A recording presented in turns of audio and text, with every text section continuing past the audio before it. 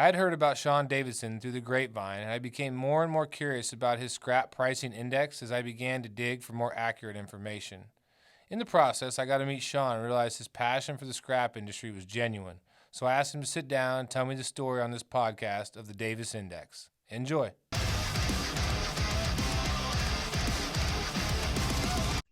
All right, guys. Another international a Scrap Life podcast. Another guy from Canada. My second one from Canada via Zoom. My last one was with Brad Rudover from Detroit Scrap. I'm sitting here with Sean Davis, the founder of the Davis Index. And I'm excited about this one just because I think there's a lot that we can talk about. So welcome, Sean. Good to have you, man. Hey, thanks. It's quite funny that you consider Canada to be international. I know. It is kind That's of like fun. that's like saying the World Series, and it's only two countries. Like, yeah. I know. It is kind of one. We view the Canadians as kind of part of us, and really Mexico for that matter. But then again, you got people trying to build walls and stop international travel. So I guess it is what it is. No, fair enough. I mean, yeah. So thanks for having me, Brett. I really appreciate it. Just to clarify, I know that the company's called Davis Index, but my surname is actually Davidson. Yeah. So I was trying very desperately to ensure that the name's not in the company name, but unfortunately, it looks like we weren't able to do that. But yeah, well, it's close enough, but it's like a cousin, right? So it's not. Yeah, it causes a lot of confusion, man. It sucks, but yeah. Well, at first take, on the Davis Index, and I just kind of like to give people a little bit of background. I mean, one thing I love about this industry, we were just talking about the difference between Canada and the U.S. or whatever. We're on the same continent, but as a scrap industry, we're all tied together. Like whether you're in Europe or you're in Mexico or Canada or the U.S. or India or Malaysia. The cool thing about our industry is while it is a global, worldwide industry, it is still kind of tight niche. It is still kind of a family deal where everybody knows everybody, or at least most people know most people for the most part. Yeah. And that's one thing I really like about this industry. I mean, genuinely, it's why I fell in love with the industry myself. When I started off about 12 years ago, just attending the small sort of industry meetings, in different cities, and obviously going to the big conventions later. But, it was fantastic because you would meet the same people. And, for the most part, people were quite willing to chat, willing to teach me different things. And, and it's just it's quite familial, like you make really good friends, and people will take the time out for you, if like I can pick up the phone anytime I want and say, hey, listen, I'm trying to understand what are skulls, what is this, and someone, and people, everyone's trying to make money, right? Everyone's busy at their yards and their mills, but it's quite a supportive industry. People will genuinely take out time to help you, and that's fantastic. I mean, the last 12 years I've hired many teams and, had to train many people. And obviously, alongside that, you're having, your own teams contact people in the industry and you're eating into their time, right? And you're saying, hey, listen, can you help, whatever, Brett or Michael or, this is someone new to the industry, a year in or 2 years in, or maybe completely brand new. Can you teach them aluminum or scrap? Here's what we've been able to do so far, and people do. And that's really nice. Like I miss those meetings. COVID sucks, man. Like it's been that's really the only thing about this whole COVID deal. I mean, there's a lot of things that suck about it. Don't get me wrong, but one of the things that really sucks about the COVID thing is just, I mean, the ISRI conventions and the the BIRs and all the conventions that a guy has to miss out on, because one thing about our industry is it is so relationship focused. I mean, it's still one of the relationships. There's still that touch feel component of shaking somebody's hand that you do business with once or twice a year from the globe, or across the country or whatever. I think there's I mean, because I'm a people person and probably a lot like yourself, like I do miss that component of being able to go to, Las Vegas or wherever I think the next convention was going to be in San Diego or LA. I think LA was the national convention for ISRI this year. And, 2 years in a row now they've been canceled. So I think 2022, they said back in Vegas. So cross our fingers. Yeah, but like, more than the big ones, I think even the smaller ones, right? Like, I mean, St. Louis is quite big, obviously, Consumers Night, but I'm talking about like literally like, Mid-Atlantic chapter and like, these smaller chapter meetings where you have 100, 200 people.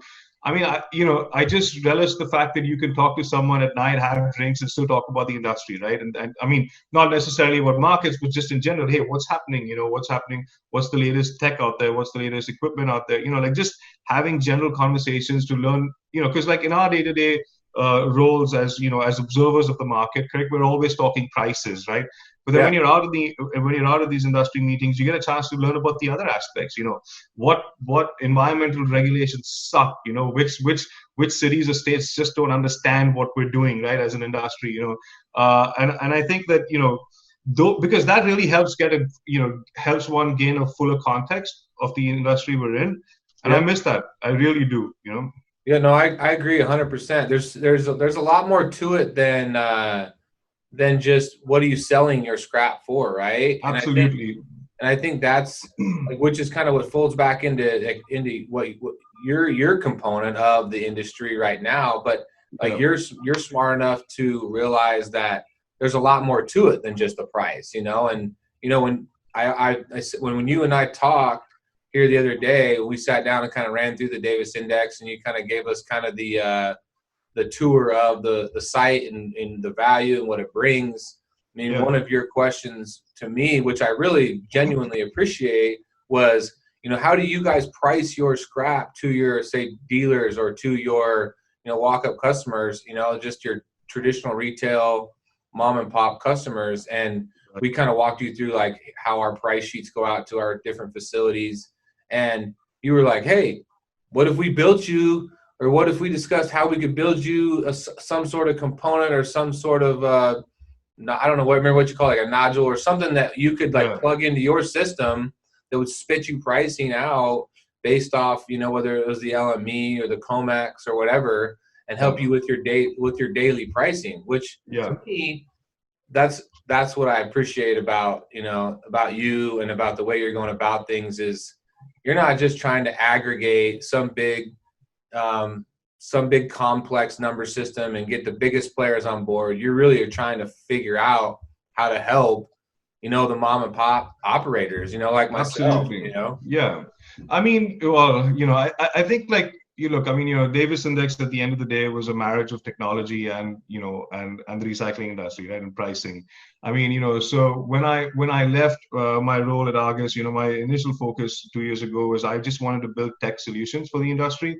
And then as I started working on it, a lot of, how it is, it's all relationship based, right? So a lot of people like, from the industry, especially on the ferrous side, were like, hey, we're just tired of paying thousands of dollars to these companies for information that's, often inaccurate. We can barely use it, so why don't you do something for us? And I figured, let me have a think about this. And I mean, from that point, it took us like a year to launch, right? Like actually a little over that, because it takes time, right, to build the right technology. For sure.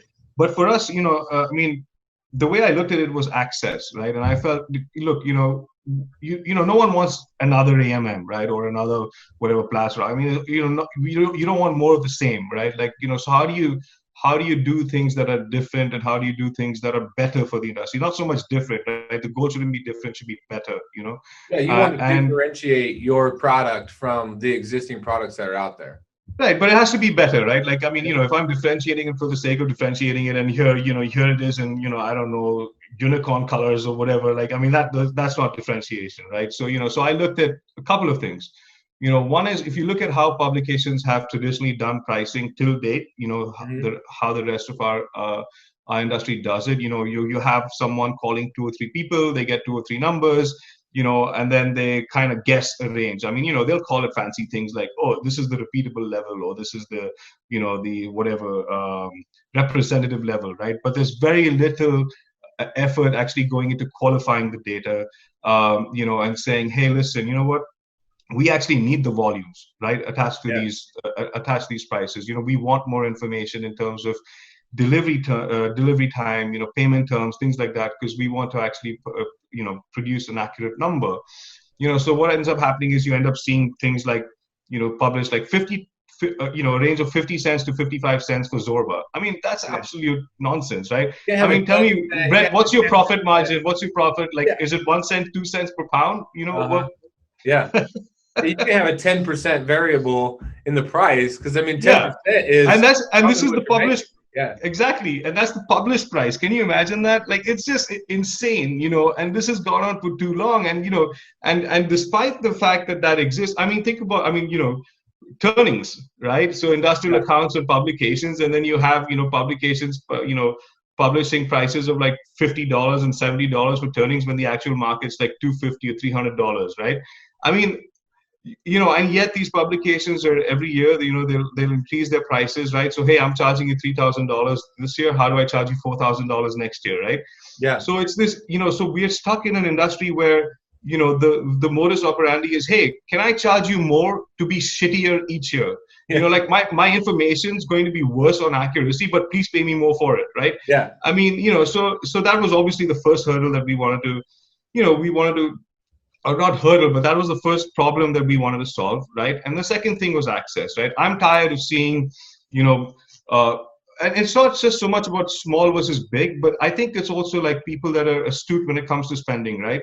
Like, if I'm a yard, that it's not about whether I can afford $1,000, right? It's about whether I see value in it, correct? Mm-hmm. So, if Brett sitting in the Midwest says, hey, I don't want to pay $4,000 for information or $5,000 for information, right? That's a business decision. It's not about whether you can afford to or not, right? It's about, do you find value in it, right? But at the same time, there are smaller manufacturers, smaller stampers, for example, people that make fences and things like that, right? Smaller yards, maybe they're collecting material, selling it to a bigger scrapyard in their location. They've never been able, or they don't want to pay $3,000, $4,000, $5,000 for it, right? So, where's that service for them, right? I mean, as smaller players, right, like, we put in a lot of time and effort. I mean, we have to work really hard to make money, to serve our teams well, right? To put money on their tables, right? On their family table. We put in a lot of hard work. So why should we be at a disadvantage? Why should we not have access to the right information, right? It doesn't make any sense. So for me, the other piece that I want to solve was, can everyone access this information, right? So obviously access means it needs to be affordable, right? It has to be accurate, because we want as many people in the industry as possible to be able to afford it. And then technology, to your point, right? Like, hey, why am I giving you the information in a PDF or a website? Like, I mean, you're on a phone. Why isn't the information delivered on an app, right? You use it to do contracts. You use it to calculate spreads. Why don't you have those tools built for you to be able to use it? This is madness. How can you be billion-dollar companies and not offer these basic services when it comes to delivering the information, right? So that's what we've done, right? So we do only indexes. We don't do these stupid guesswork assessments. Our technology allows you to get it on any platform, right? We can deliver it into your ERP software if you want, through an API call, right? And we don't charge separate, large license fees for any of this, right? The whole idea is, hey, here's the information, go use it, make more money, make better margins, right? As an industry, that's who we want to serve. And as people make more money, as people understand the value, and they say, okay, it's going to be XYZ amount per user, per whatever, however that works. And each company's different. It still comes back down to value, like you said. Can the small to medium-sized businesses afford it? And then just because you can afford it doesn't mean that it's worth using. And there are some of these sites that have came out there that are, very, like, it's almost like like the Inquirer. Like you see at the grocery store. Like it's becoming less and less about the hard numbers and how and the information you need to run your business, and more about just like the latest soap opera in gossip and to me that was what was where I was like, okay, I need to start finding better information so that when I go to make a sale, I know that my numbers, I know exactly what it should be. I know what the numbers are out there. And when it's time to negotiate, I've got a very strong negotiation position because I know the number. And our business is not only about numbers, it's a lot of relationships like we referred to earlier. So it's not necessarily that you're getting the last drip drop dollar out of the deal as much as you know where the number should be, and that and the people that you're doing business with know that you know what the number should be. Then you negotiate, and then you find where does the relationship and the consistency and the volume and all those other things become part of the deal. But as long as everybody's on the same page and everybody's getting accurate information, it takes the guesswork out of it, and then it trickles back to the relationship. Like, absolutely, I know the number. Okay, we're good. Now let's talk about volume. Let's talk about freight. Let's talk about all the stuff that goes into. But Brett, let me just stop you there for 1 second. Right? You have to remember, right, that as publications, our role is to observe the market and then report it, right? So we're bringing transparency to things that have already happened, right? So like, for example, like when we're doing the monthly ferrous trade, we're talking to mills and sellers after they've traded, correct? So the number that we publish is the culmination of that trade, correct? So we're not publishing a number ahead of the trade. Now, unfortunately, some publications do that, right? Because, whatever, they've set some arbitrary deadline, like, oh, we have to publish on the 10th, right? But guess what? If you're trying to publish on the 10th calendar date instead of the 10th business day, things like this month happen. A bulk of the trade happened over the weekend and on the 11th and the 12th. So if you publish a number before that, you've published fiction, right? Just because you set some arbitrary, whatever methodology that doesn't reflect the industry, So, but for example, if you're in the Midwest and just before you go into finalizing your deal, right, with that mill, you want to know what's happening in the markets around you, right? Like, hey, what's influencing the market today, right? So, okay, if it's ferrous, what did Turkey do? What are export in containers doing? What's the Ohio Valley doing? What's the Southeast doing? What's the river market doing, right? If it's non-ferrous, again, you want to know what are FAS prices at, right? So just whatever the other pieces of information that can help you understand where you sit, right, as a buyer or as a seller before you go into the negotiation on that specific grade is extremely useful, right? And that's the service we look to provide, So this idea that like some publications want to basically create the price. Of course, it doesn't help when mills do TBDs, right, and then expect publications to to come out. I've never understood that. It's okay if a certain percentage of the volume is TBD, but if like 95% or 100% of the volume is TBD, how can a publication come up with a number, right? Because publications are publishing spot prices, right? So there needs to be spot transactions for it. But outside that, like just to kind of speak to one of your points right there is. And where I get nervous, and it's the same thing with politics, right? Is where I get nervous is when one player, such as one of your big national brokerages or one of your big national steel mills, has so much influence and so much power to where they can guide the price ahead of time when there really hasn't been any sales. That's where I think that there is some cause for concern. I don't know, right? Like, I think probably I'm going to have a slightly different view, Brett, and you can give me as much shit as you want for this, right? But I think, like, when I'm looking at it, for example, like, and of course we're neutral observers, right? So we very firmly stand with no bias on any of this, right?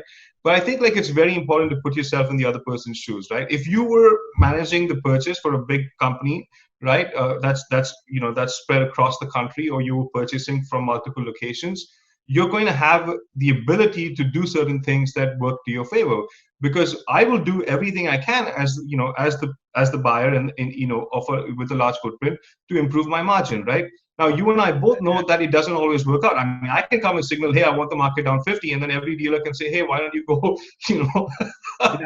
So somebody asked me, whatever. I'm trying not to curse here, right? Yeah. But, so it works sometimes, it doesn't work sometimes, right? And but people love to hate on the big player, right? Like when you're the largest operator in a specific location, for example, this happens a lot, right? Then you're always accused of setting the market. But guess what? Hey, if I'm buying 70% of the volume in the city, yeah, my price is the price. I mean, I don't know why we want to vilify these people. So here's my opinion on that, and this is why I think it's important for people to understand what the Davis Index provides. Right? Is This is why you don't only read Fox News. This is why you don't only read CNN news, and this is why you should get your news and your pricing from a few different sources.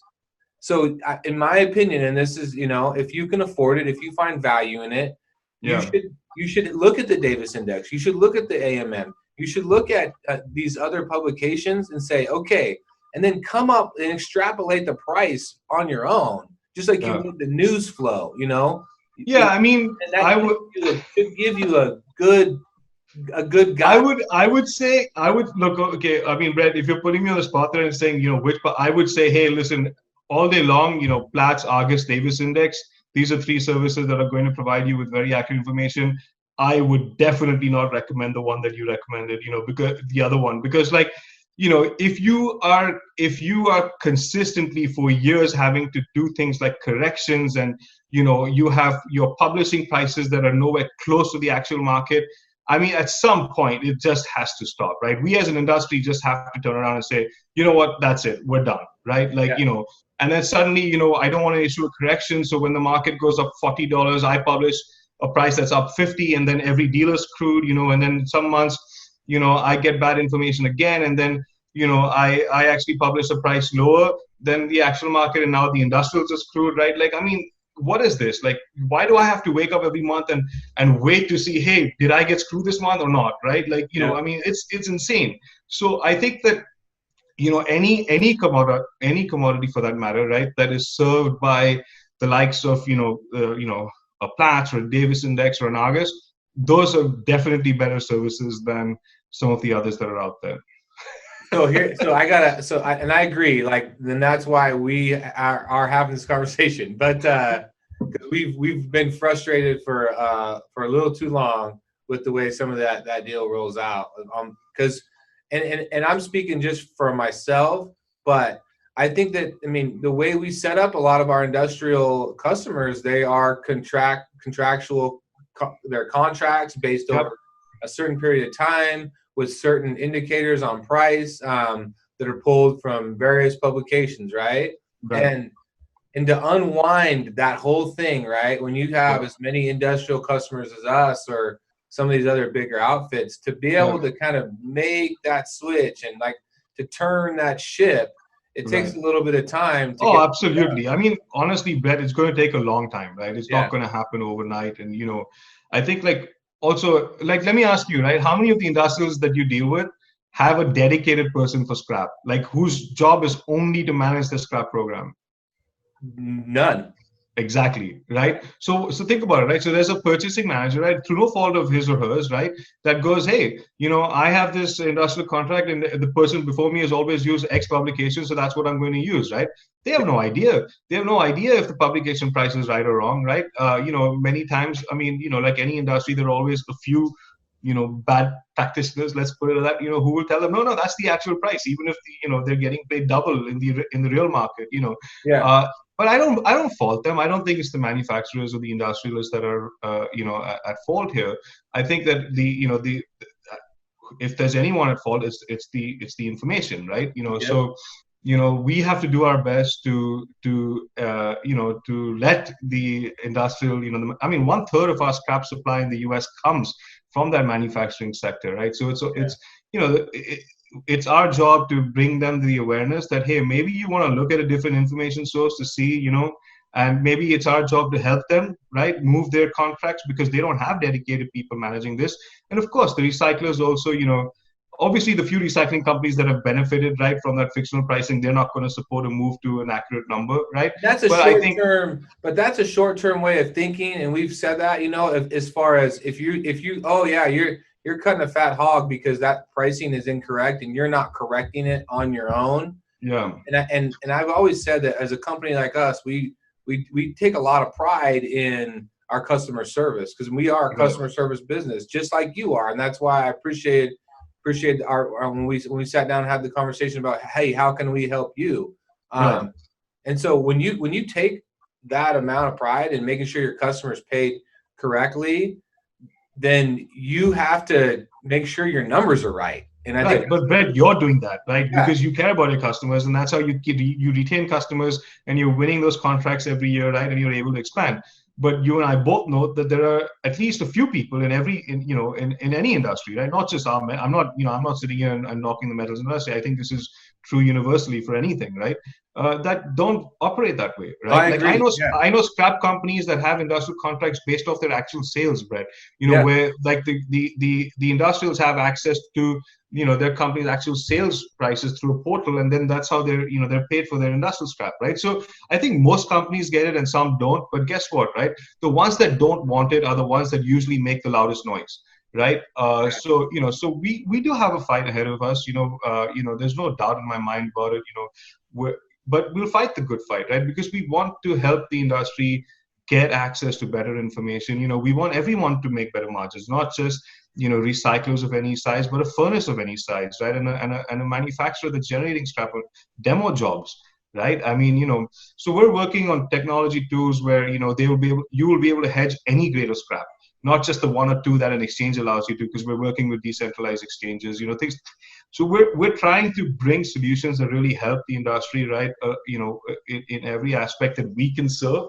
And maybe tomorrow you'll come up with another idea and say, "Hey, Sean, have you thought about this?" And that's something I do have a few ideas for you. We're gonna talk. Let's talk now.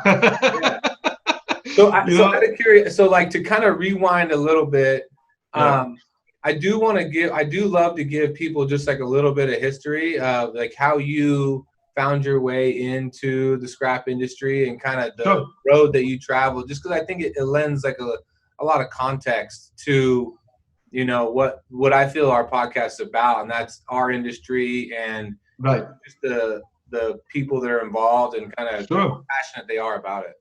Oh yeah, absolutely. Fair enough. So yeah, I started off in this industry about 12 years ago. I was in New York. I had exited one of my own. Like I had a startup that I exited. It was sort of like it was social marketing back then. I mean, it was very different, but I exited that, and so I just want, I was young, I was I guess young is now, it's something that you have to define. But yeah, I was in my early 30s, and I just decided, actually late 20s when I was in New York, and I just want to live that single life. And I said, I'm just going to be in New York a bit longer before I go back to London. So why don't I get a day job, right? And I looked around, and there was a job open at AMM, and I interviewed, and I got it. And when I started off there, I was doing non-ferrous, and I very quickly sort of realized, right, like that there was a huge sort of industry in this recycling space that truly a lot of the people there weren't really aware of how large it was. They were more pandering to finished products rather than the recycling sector. And I decided that I wanted to learn more about it. And within 6 months I was hooked, man. Like meeting people. I mean, I was really blessed because when I started looking at ferrous at that time, I had people like Arthur Goldstein, who sadly passed away many years ago, and Bill Smidell, who's retired, but he's still, who guided me, who taught me a lot, who corrected me when I made mistakes, and I got things wrong, because it's a lot to learn, right? But on the aluminum side, people like Rob Carey and Gary Stein, and like just a lot of people that have been in the industry a long time, Marty Wadlow, just like great people, who took the time to teach me aluminum, teach me, so people on the copper side, right? Like I learned so much, and it was fantastic, because I was able to, because I was asking the questions, hey, why are these prices here? Why aren't they here, right? What do we need to do? How does the industry trade? Things like that. And, so we put in a lot of work, and then, on the ferrous side, as we started publishing corrections, I received death threats, people that didn't like the fact that, the prices were now going to reflect the actual market, things like that. But, it was a lot of work. I mean, it was rigorous, it was strenuous, extremely stressful when we started making those ferrous changes, but I really enjoyed it, right? Like making you had an entrepreneurial background, having been part of another startup, and right. so you kind of But for me, it was always, it was always about the information, right? The information needs to be accurate, especially if people are using it, correct? So, I was the first person to start confirming Turkish bulk deals. At that time it was email, we'd do it by email and then share the information with the industry, right? Because that's really important. And then, of course, after that, WhatsApp started. So we started doing it on WhatsApp. I mean, that was us. That was me, Today it's like, oh yeah, I mean, do you know how difficult it was 10 years ago to get someone to confirm a price on email? That was No what one I was wanted going to to chat ask. on email. How does that? I was like, one of my big questions, like, how does that conversation go? Because people are very guarded. It's trust, man. Guarded about their pricing, and I was curious, like, because that is that's an interesting conversation, probably a whole nother podcast of how do you start a conversation with somebody and create this level of trust where you're like, hey, you just bought 30, 50,000 gross ton of HMS and bonus and shred mixed. And what does that price look like today? Because I need to publish it for people to know. And then be like, right. There's some. It's interesting that you use the word bonus, right? Because that grade, again, that came from Turkey. Like in the US, we've always called it PNS, right? Like, and now it's like the vernacular is changing a little bit now, right? But I mean, look, the conversations are based on trust, right? Like, it took me a lot of time. I had to meet a lot of companies and a lot of people that ran those programs very frequently for them to build trust in me, to recognize that I was actually trying to do the right thing, correct? Like, so I never published rumors and all that bullshit. That was, that just wasn't my style. It was more about, hey, let me understand the trade, right? Let me see how I can help. That was always the drive, right? Did you spend a lot of time traveling? Did you travel a lot for that? I travel like 2 or 3 weeks a month. Like, I was just on the, a lot, And I think that, so obviously, and we're like Davidson Next is the culmination of that journey, right? To say, hey, listen, you know what?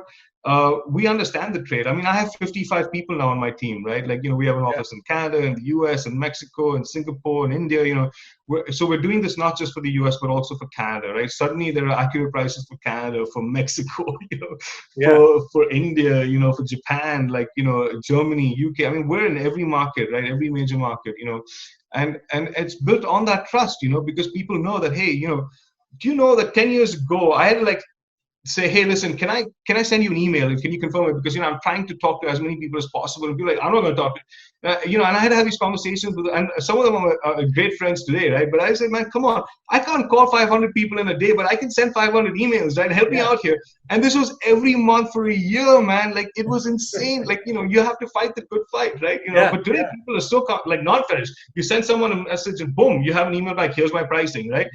This definitely wasn't happening 10 years ago, So Well, and that's what one thing I've kind of prided even myself on is telling people is here's how we're doing it. Like I lift the veil on the industry. Like, from my standpoint, there's a lot of different ways people they run their business a lot of different ways. But my thing is the internet has basically taken out all of the gray area, and they've just basically said, here's what it is, here's what you're doing. So then the reason I'm so willing to show people how my process and how I do stuff is because I think I'll win on customer service. I think I'll win on having a long-term view of the industry and where, I think I'll win by hiring great people. So as far as how we process copper wire or how we process aluminum turnings, I don't ever have a problem showing somebody what I'm doing, because I don't view that as my competitive advantage, right? My competitive advantage is going to be my willingness to go the extra mile for the customer, my willingness to hire great people and stick with them through nasty downturns in the industry. Like, that's where I've always kind of said, and that's where I said, even with you, I know for a fact how long it takes to build confidence and to build a relationship in a very guarded industry like the recycling industry, especially on the scrap side, especially when you're talking about country to country, you're talking about multiple $1 million shiploads of scrap. There's, the difference between $1 a ton on 50,000 ton is, and that's 50,000. I mean, that's what some brokers are making, 50 cents. So to me, that obviously there's been a lot of trust placed in you over the years by people like Goldstein, who has passed away. Used to be a Schnitzer guy, correct? That's right. Yeah. So all the bulk cargoes for Schnitzer, because I remember we were partners with Schnitzer and I remember them discussing Goldstein, who they said was like a titan in the industry as far as his knowledge and his contacts and just what he was able to do over the years. Absolutely. So I have a ton of respect for a guy like you, only and as much because of what you're doing today, but more because I know how hard it is to get to develop those relationships. That's I mean, look, to credit to them, right? Like, look, at that time, like, let me explain to you that the time back then, right? So at that time, when the only time bulk deals got reported in the US was 6 weeks later, when the US census data came out and a reporter had to write about the census data. That's when they would make one call to some company and say, hey, what's the latest price, right? In the meantime, there were cargoes being sold every day, and they were, and no one was reporting it. It was insane, and it was affecting, you have to remember, it was absolutely impacting the exporters because, think about it, right? If 6 weeks later, I'm publishing a report, by the way, on volume that is traded 6 weeks prior, right? A month and a half prior, but I'm reporting a price today, and that price is higher than the actual market, right? Because the market has since then dropped. Now, suddenly the exporters are faced with this, with dealers going to them and saying, oh, well, look, this is what the publication said. Now, this is the price we wanted the dock. But that wasn't the case because the market had come off, right? So, there was definitely an interest on their side to say, hey, no, look, we do need to have more current information so that, and so they understood it, right? So I owe a lot to the people that helped me, and trust me, the rapport hasn't, the conversations haven't always been like, hey, here's a pat on your back, or take 3 hours of my time today and learn everything, right? Sometimes they've been very testy because, as we grew and as I was able to talk to more people, there was more information coming in, and sometimes it's not the information you want to hear on the other side, and sometimes I misunderstood things too, right? So but those, I learned so much from them on the ferrous side, aluminum side, copper side, lead, zinc.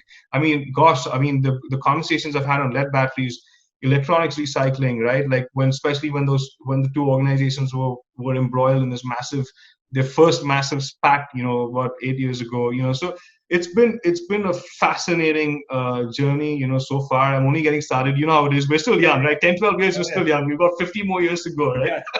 So I was thinking that's got to be part of, your quote unquote like sales pitch is the more information you give me, the more information I can put out there, that's going to help both sides on the negotiating, right? Absolutely. By everybody knowing the number, going back to what we originally discussed, like by everybody knowing the number or roughly, then at least it gives us a starting point to negotiate. And we're not just, there's not this big delta of, well, I think it's worth this and you think it's worth that. And there's no ever way to find that middle ground. Yeah. I think like, look, it's interesting though, because, when you're trading, obviously you want to have all the information on your side that benefits you to be able to get that extra dollar. And if you're a buyer, you want all the information that allows you to save that extra dollar, right? It's quite clear. That's the way it should be. As a buyer, I should be fighting to buy it for a lower price, and as a seller, I should be fighting to sell it for a higher price, right? Where publications can help is give you all the accurate information, right? On all the surrounding markets that can help you. You're going to translate that into whatever, whichever way it suits you, depending on what side of the negotiation you're on, right? And that's okay. Yeah. Because the fundamental use of publication data is in contracts, right? So contracts are not involved in that direct transaction, right? Contracts are based on, what is the publication price, and then I have a formula to that, right? So that's basically post-trade. So what we can do as an industry is ensure that, as much information, as much accurate information as possible is available to the information that goes into those contracts, right? So that both sides, people on both sides of that contract are performing well on the contract, right? So it's ridiculous that, and by the way, this isn't just scrap bread. It is most commodities, right? So barring crude oil and nat gas and a couple of others like electricity in the UK, most commodities are priced with someone calling 3 people and then putting it in a little Excel sheet or Word document and then publishing a number. That's insane.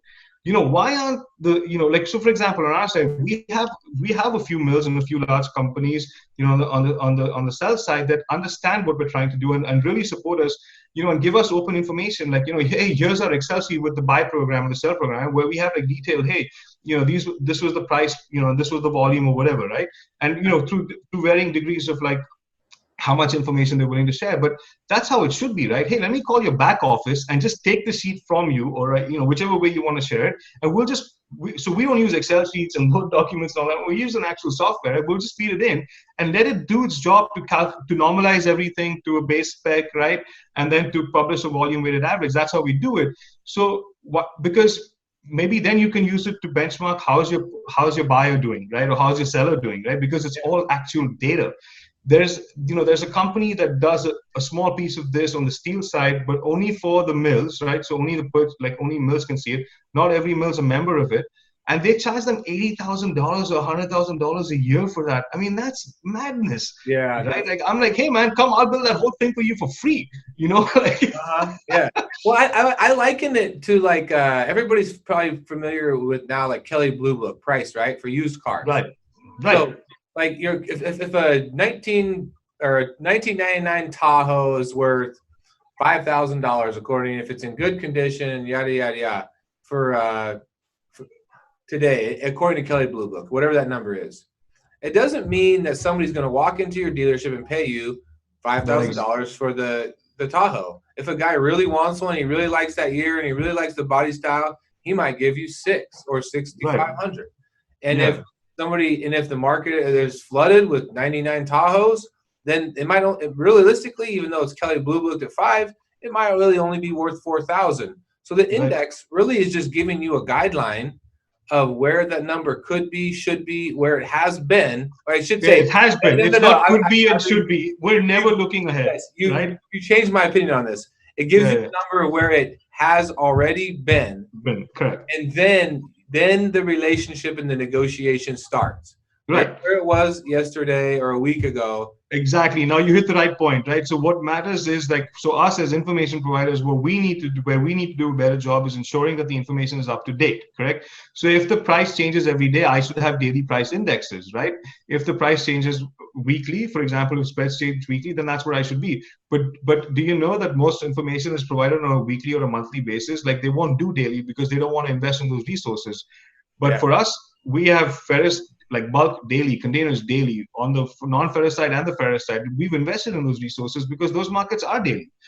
So because we're saying that we're publishing where the market has been, if I'm publishing where the market has been daily, because that's how active the market is, then that's something you can use in your trade, correct? Right. But if I'm doing bulk, I'm reporting a bulk deal 6 weeks later. I mean, what is the point? Yeah. I mean, that's old news, but especially in today's market where everything. Today if you're a day behind, you're a day behind, right? Like it's. I was talking to somebody the other day, and we were talking about it used to be you would sell your ferrous scrap once a month. That was the price for the whole month, and everybody would lock it in. And it was what it was. Now you can still do that for most steel mills. Basically, I'm going to sell you 1,000 ton at $100 a ton, and that's the price. Until the contract is filled. But anymore, with shredders and everything else, you might get that mid-month, 2 weeks in, price is down, price is up. They're pushing and pulling that number all over the place where it used to be. But that's the shredder doing it, right? It's not the mill. The mill is still buying on a monthly program. 100%, yes. Columbus tried it right back in the, a couple of years ago where they tried to buy through the month, and then, the team kind of changed and the company took a different view on how it wanted to. So, one or two mills have tried. But bulk cargoes are still on an individualized basis. But again, right? So, because Turkey has to import, right? I mean, they don't have enough domestic scrap supply. That's why they have to import. And, so they're importing, through the week, correct? Or booking cargoes rather through the week, right? But the domestic market in Europe, the domestic market in the UK, the domestic market in Canada and the US, those are monthly markets. They really are, right? But like Mexico's not, Asia's not, so they're the domestic markets. In fact, in India, we publish daily prices for the domestic market, right? So there are, so it does depend by region. But I think it works for the mills, right? Like that 30-day purchasing in the US kind of works for the mill, and I guess for the yard too, right? Because you've got a 30-day delivery period now, right? Like you can lock in a price and a margin, right? It makes logistics a lot easier, correct? It brings some stability, right, to the supply chain. So it is a conversation that has come up with at a lot more mills now, right? So more mills are talking about, is there another way to do this? But I think we're probably still a while away from like that changing, especially in the US, to mills here buying scrap more often in the month, right? Like exports will always happen. There's always an export price, and that's what the shredders, by the way, respond to mid-month, right? Like, if they start seeing exports rise or exports go up, they might change the scale prices, correct? Like, especially the third or fourth week. If a mill comes in, everyone's going to screw that mill, right? Because the mill's short, right? So, I mean, you never want to be a mill that's short in this industry, right? No, especially short, and you got good sales, and people recognize that anymore because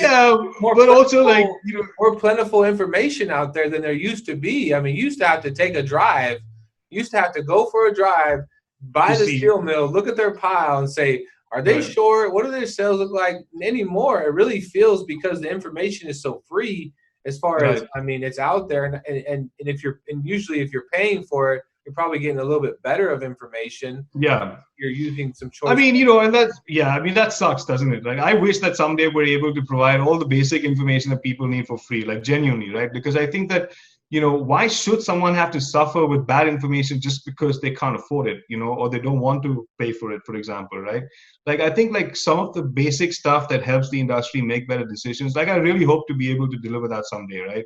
That where we can say, hey, okay, look, here are your Chicago prices, take it from, like, this is accurate, use it, go use it.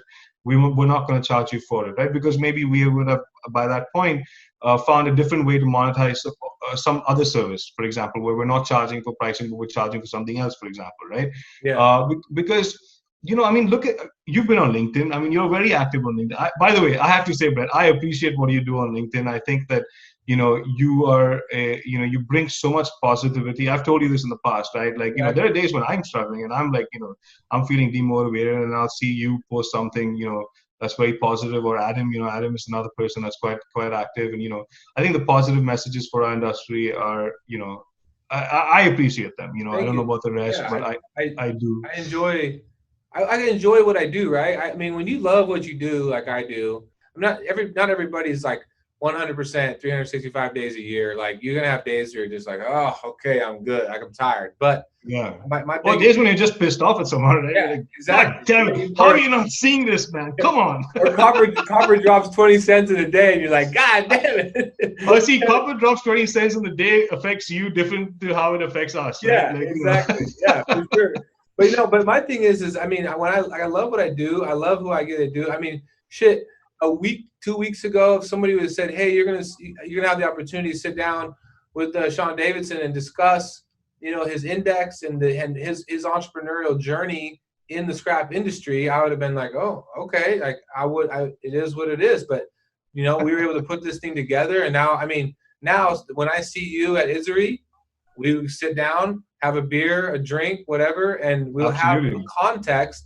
We'll have a relationship that I never would have had if I hadn't have done this or reached out to you, or vice versa. You reached out to me initially, and we were able to connect. And that's when when I think about all the good that comes out of what we do every day, not just from the recycling and the green jobs and the sustainability and all the good things that we're doing as an industry, but just the relationships is what makes it a positive. So you brought up two things that I'm going to address very quickly, Brett, right? So one is just to go back to the initial one about the conversations on LinkedIn, right? Like, I think that, so, I don't get a lot of time, right? Like, I get like a couple of minutes each day, or sometimes like after 5 days, I've been able to go on LinkedIn.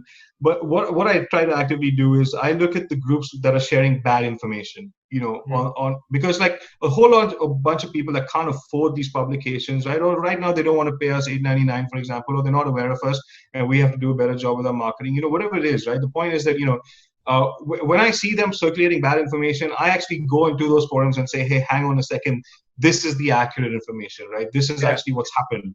So we try to do that a little bit, as in where we spot it, and, LinkedIn has its own algorithm, so you don't see a lot of these discussions, but we do, and I've told my entire team to try. So we saw a lot of bad information going on Pig Iron last week. So we published our entire Pig Iron commentary on LinkedIn with all the prices, right? Because we were like, no, hang on, the market needs to see the actual information, right? So we are actively trying to help. And, so as you come across more of these forums where you think, hey, there's a lot of bad information going on, let us know, right? We'll put someone on it to share actual information, because we want everyone to do better, right? Like to make the right decisions, right? I mean, they'll choose to make whatever decisions they want, but at least use the right information, right? What That's you're the first doing, thing.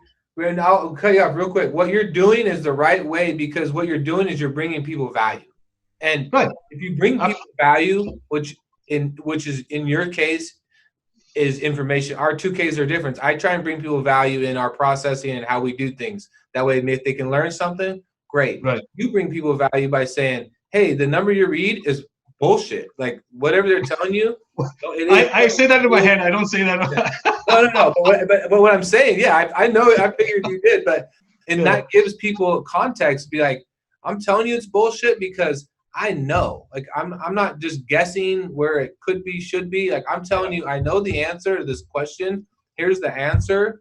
Take it for what it is, and that value eventually is what helps you win in the long. Yeah, I mean, it's not just me, of course, right? Look, I mean, when we started this journey, right? Like Brett, I can't tell you how blessed I feel, right? Like I had the best teachers from the industry teaching me, and I work with a team that is equally passionate about this, right? Like you talk to anyone on our team anywhere, right? Like wherever they're located, and you see this passion, right?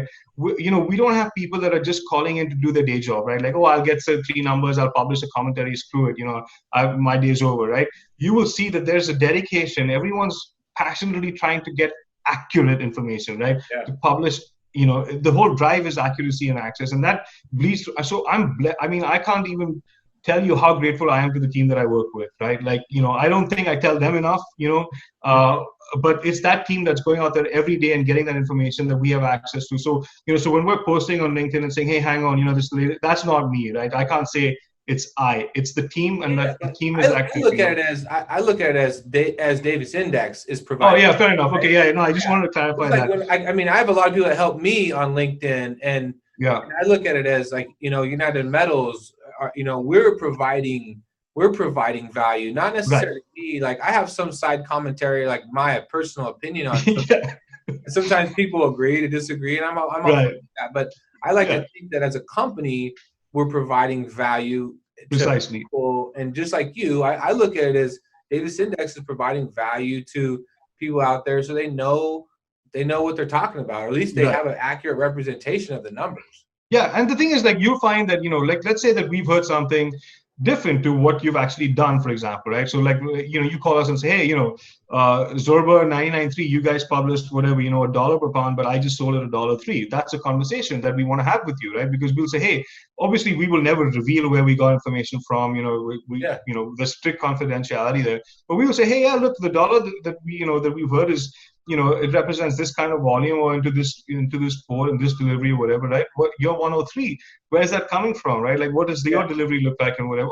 And so maybe it meets the same spec, and then we've got an update, right? And we'll try to validate that from the buyer's side, obviously, and try to gather more data, but we'll be the first to go in and then update it, right? So so I think that as long we definitely we gather a lot more than I think most of our competitors do, but we are also very, very aware of the fact that we're not getting 100% of the volume, right? So we know that there are definitely things that we're not hearing or we're not receiving, and we're open to that. I mean, we don't sit here and take this view that, oh, we know everything, because we don't. I mean, there's no way that we could ever.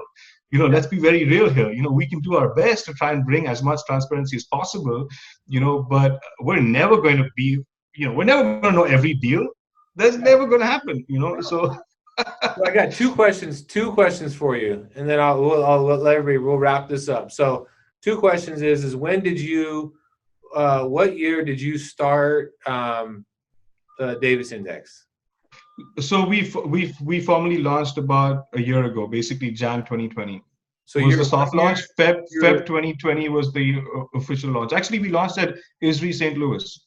That was our commercial launch. So has it been more rewarding, challenging? What would you talk about the first year of your it's been everything, right? I mean, COVID, meant that it also brought in the other side, right? Like, but for me, challenges are rewarding. So I've learned so much, right? I think the COVID challenge really helped me learn I had to go and study aspects of our industry that and when I say our industry, I mean like, things like you have to learn on the sales and marketing side, new technology solutions for how we deliver like things like that, right?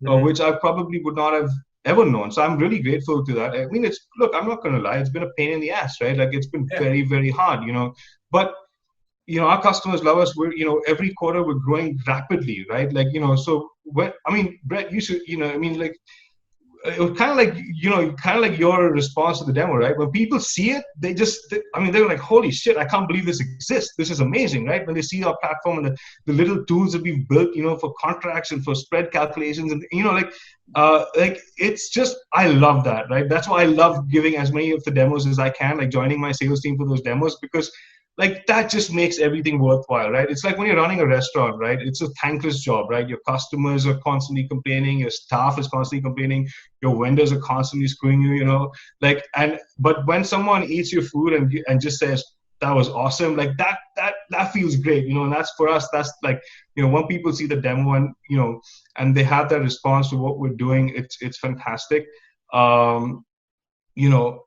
Yeah, I mean, we want to work with, I think, Brett, one of the things that we discussed, during our last conversation, and you kind of mentioned that earlier when you were talking about LinkedIn, right? Like you said, oh yeah, yes, we're green and we're sustainable, and and then you dismissed it, and then you went on, right? But I think like that's really important. I wish that we as an industry did a better job about talking about what we do to people outside our industry, right? Because this notion that like our cities don't want us in their neighborhoods, our own friends don't get what we do, they just see scrap as something bad, or like it's horrible, and we need to have better conversations, and I don't think we do a good job. And I feel like if these social platforms that like that people like you and Adam and are active on, if we're able to find ways to grow it from just talking to our industry to talking to other people, whether it's through Facebook or Twitter, just broader platforms like Instagram. I know that you're active on Instagram. The point is that, I think that like when I get young people in, and I love working with young, I mean, that's a very important thing for me, is bringing in a lot of young talent. Yeah. It's the first conversation I have with them. I'm like, you don't want to scrapyard in your backyard, but yet you want to be a hipster. You want to be, a millennial that cares about all these things in your work. But guess what? If you didn't have a scrapyard in your facility, everything would be going to landfill. Now what? Right? Like just basic things like that. Because I love the fact that youngsters want to have a connection to what they do. I think that's really awesome, right? They want it to mean something, right? And this is the meaning, right? Like, yeah, okay, fine. Every day you've got to go to the yard or you've got to go to the mill, and it's a hot, it's a hot environment, right? But look at what it's doing, right? Like it's so meaningful.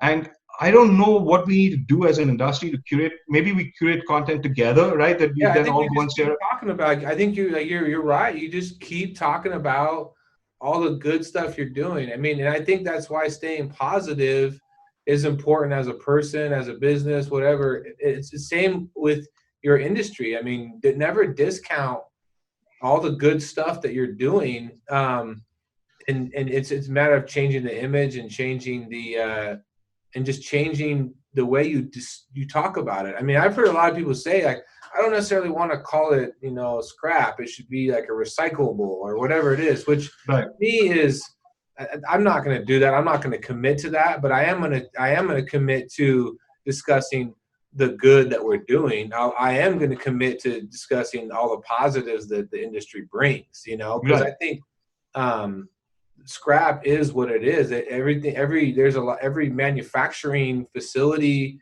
out there is creating some sort of scrap waste product. What you do with it is the differentiator. What do you do with the scrap that's being created, whether it's plastic or steel or aluminum, and the processes that you're undertaking to produce that and reproduce it into a new good is very important. Keeping it out of the landfill. So, and people don't realize how much technology goes into it, right? I mean, look at the eddy current system. I mean, that's technology. I mean, the creation of shredder, of the shredder feed. The shredded product. I mean, that's, like the advanced high strength steels and things that are going into like additives and things. I mean, like, there's so much technology and so much cool stuff that goes on in our industry. And, so from a technology side, we have so much going on the hardware side, right? Software, unfortunately, we've been way behind, and I am personally trying to change that, and bring in those solutions. But I think also, so like, that might lead into my last question for you.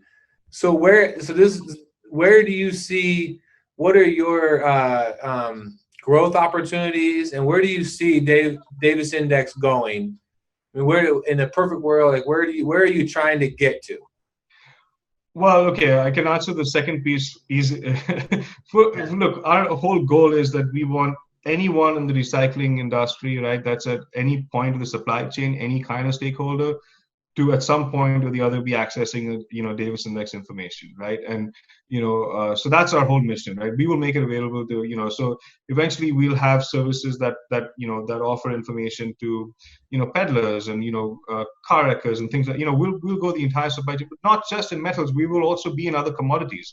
Because think about it, right? Like, here's a little scrap publication, right, that's doing indexes, not assessments. So we've changed the game on how price publications in general should be structured, in terms of the accuracy of prices and how they, so we will take that to other commodities, right? So I think, like, from that perspective, so we will launch like plastics and paper and, like all of the stuff that's related to our industry, right? But also other commodities. Like, we want people in all countries and all stages of our recycling and manufacturing supply chain to have access to good information. So in an ideal world, hopefully that's what we deliver, right? Yeah. And then your first piece, I think it was related to, you said, like, other products, outside information. Yeah, I think it's quite a blank slate, isn't it? When you look at like software, right, for our industry. I mean, there's not a whole lot out there. So we are definitely looking at a bunch of different things. We will collaborate, we will invest in others, so we'll grow that in whichever direction, we can. So where we think we're equipped, we have a very large tech team, by the way, our own in-house tech team that develops stuff for us. But if, like, for example, Brett, if you're like a wizard at yard operations and you collaborate with someone to come up with a yard ERP, for example, that's scalable, light to load, easy to use, things like that, we might invest in that and say, okay, fine, here, let's go and release it to the industry, right? Do you know what I mean? Like, and again, not to monetize it, but to make it available. See, there's the difference, right? So, again, it's about access to, to information, and that's information, right? Like, so, I mean, if you look at how we communicate as an industry, right? Like, we communicate via email or via WhatsApp groups. I think that requires, a second look at, so I think there's a lot, and I don't want to reveal a lot. We have a lot in the pipeline. I can appreciate that, but I guess the biggest thing I want to end on is that you're committed. I mean, you're committed to the industry, and you have a great appreciation for it and what goes into it. And that was one of the, I love the industry. I'm not going anywhere.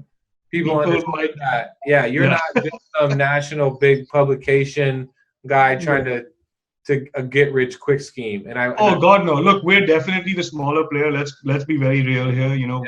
We're definitely the underdog, but also and also, like, just the way we, like, look at our business model, right? Because the fact that we're priced so low means that our margins are very slim, right? So we need scale. It's going to be a while before, before we, someone can even accuse us of being big, right? Like, it's going to take a really long, and that's definitely not our goal, right? Look, I came from a very simple background, and I live a very simple life. I definitely don't have aspirations of, big houses and fancy cars. Like, I just couldn't get two shits about any of that, right? Like, for me, it's like, hey, man, I'm passionate about solving problems in our industry, in our recycling industry. A couple of the big problems, apart from, like, the public facing side, right? I want to work on policy and help governments say, I mean, how ridiculous is it that as an industry we have to fight to say, hey, we're essential in some states and some, that's fucked up. Like, it doesn't make any sense, So I want to contribute to that side of it, right? But also, like, the technology solutions for us and access to information. I mean, these are things that are going to be lifelong obsessions for me. Yeah, and that's to me, like, that's where I want to end, and I want people to understand that this isn't a job for you. This is a passion. This is the real deal. And if I'm going to ever bet on anybody, I'm going to bet on the underdog. Thanks, man. Please do. We could definitely do with the support.